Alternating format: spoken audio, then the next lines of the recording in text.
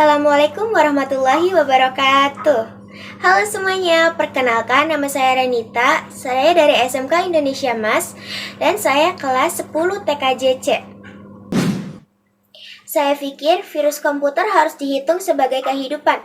Dan saya pikir itu mengatakan bahwa sesuatu tentang sifat manusia bukan satu-satunya bentuk kehidupan yang kita ciptakan sejauh ini. Karena di zaman sekarang banyak sekali isu-isu yang muncul di sekitaran kita, termasuk di dunia teknologi. Di zaman sekarang, banyak sekali isu-isu yang bermunculan, termasuk di dunia teknologi. Revolusi mobile data yang didukung dengan perkembangan teknologi informasi dan komunikasi telah mendorong perubahan signifikan pada model ekonomi dunia yang dikenal dengan ekonomi digital. Inilah beberapa isu implementasi teknologi jaringan dan komunikasi, di antaranya yang pertama, akses terhadap internet. Akses internet adalah kemampuan suatu individu atau kelompok untuk tersambung ke jaringan internet menggunakan terminal komputer, atau perangkat lainnya. Yang kedua, cross-border data flows adalah perpindahan atau transfer data antara server yang melintasi batas negara. Yang ketiga, perlindungan terhadap hak kekayaan intelektual adalah perlindungan hukum yang diberikan kepada pemilik karya intelektual. Yang keempat, performance requirements dan non-discrimination rules adalah parameter yang menentukan tingkat kinerja minimum dan karakteristik yang diinginkan dari suatu sistem. Yang kelima, perlunya perlindungan informasi pribadi. Perlindungan data pribadi adalah upaya untuk menjaga informasi yang dapat mengidentifikasi seseorang dari pengumpulan, penggunaan, dan penyebaran yang tidak sah. Perlindungan data pribadi bertujuan untuk menjaga privasi individu dan mencegah penyalahgunaan informasi pribadi. Dan ada isu tren keamanan cyber 2021. Yang pertama, semakin banyak data pribadi yang tersebar.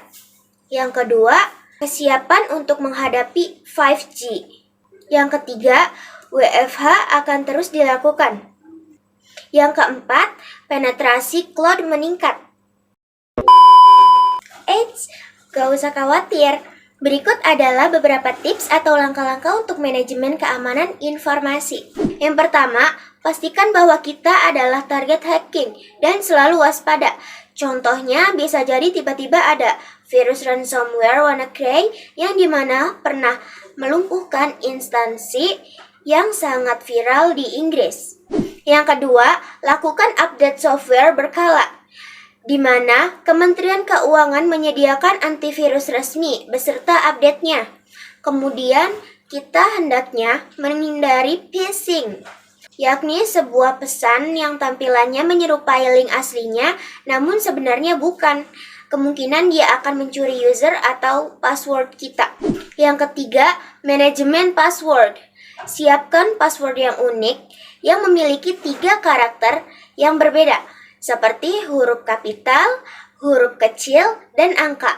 Yang keempat, hati-hati terhadap apa yang kalian klik. Yang kelima, selain mengamankan data digital, sebaiknya kita mengamankan data secara fisik. Laptop seharusnya disimpan di tempat seharusnya. Server jangan di dekat kamar mandi, nanti akan rentan terkena air atau banjir. Keenam, lindungi data yang sifatnya sensitif untuk mencegah pencurian atau akses tidak sah ke komputer, baik yang berbasis data, situs web, dan aplikasi cloud. Yang ketujuh, install antivirus berlisensi, karena dapat melindungi perangkat dari berbagai ancaman, seperti virus, peretas, dan malware. Oh iya, sebenarnya software atau bajakan itu juga bisa rawan virus loh, atau bahkan membuat sistem rusak. Oleh karena itu, tetap hati-hati ya. Yang kedelapan, selalu backup data. Harus selalu kita lakukan. Keseringan membackup data akan semakin bagus. Dan ini dia tips untuk mengamankan sistem komputer pada Windows. Yang pertama, gunakan antivirus. Saya pribadi menggunakan antivirus bawaan dari sistem operasi Windows. Tentu saja yang saya gunakan adalah Windows Defender. Oh iya, teman-teman juga bisa menggunakan antivirus lainnya seperti Symantec, Kaspersky Total Security, McAfee Total Protection, dan jangan lupa kalau bisa yang premium. Yang kedua, aktifkan Windows Defender Firewall. Untuk tahap berikutnya yang saya lakukan adalah tetap mengaktifkan Windows Defender Firewall karena ini fungsinya adalah menahan dan mendeteksi virus serta memberikan keamanan super ketat melalui firewall. Yang ketiga, gunakan software yang terupdate. Kenapa seperti itu? Kenapa kita perlu repot-repot untuk memperbarui software yang sudah terinstall? Eits, tunggu dulu. Alasannya adalah tim dari pengembang aplikasi tersebut itu memperbarui seperti keamanan, fitur-fitur yang baru, dan lebih aman pastinya. Jadi, jangan lupa untuk mengupdate software kamu ya. Yang keempat, berhati-hati terhadap software yang kamu install. Wah, kenapa nih? Ada apa nih? Kok kayak gitu sih? Iya gitu, karena sekarang ini sudah banyak malware atau virus yang disisipkan pada software yang diupload di situs yang tidak resmi. Oh iya, sebenarnya software atau bajakan itu juga bisa rawan virus loh, atau bahkan bisa membuat sistem rusak. Oleh karena itu, hati-hati ya. Yang kelima, lain-lain. Sekilasnya ya, untuk hal lain-lain, untuk menjaga sistem komputer kita adalah dengan cara-cara berikut. Belajar memahami mengenai virus atau malware, serta penyebab dan solusinya. Selanjutnya, perhatikan user di dalam laptop kamu. Jika ada user yang tidak dikenal, segera hapus. Selanjutnya, perhatikan task manager.